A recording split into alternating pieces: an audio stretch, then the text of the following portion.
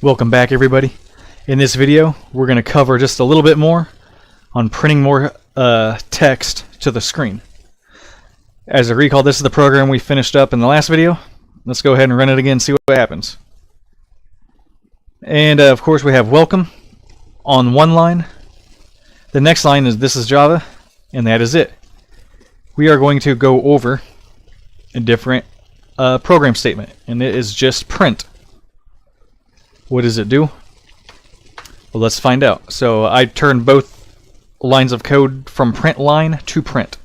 We're going to go ahead and run it. And if we look at the output, everything is on one line.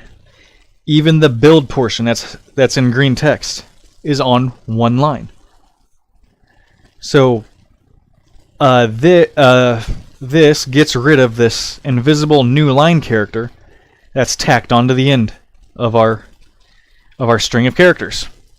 So when we add the ln, which stands for new line, backwards and run it, the first line is welcome. Then a next character is this new line character that tells the console to go to the next line. Then it'll print this text. This one does not have a new line. This second line of code does not have the new line. So even this build successful is on the same line as this is Java. This build successful is not part of our program. It is part of the IDE program. And of course, if we make it back to the way it was and we run it, this will put another new line at the end of this string. And when the program builds, it will say build successful. And that is it on this video. We learned how to use the command to print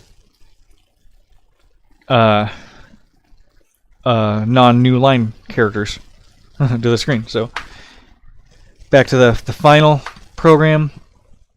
I could put a space or a comma and run it. Welcome, this is Java. And I can make this one new line. Welcome, this is Java. I guess I don't really need a comma here.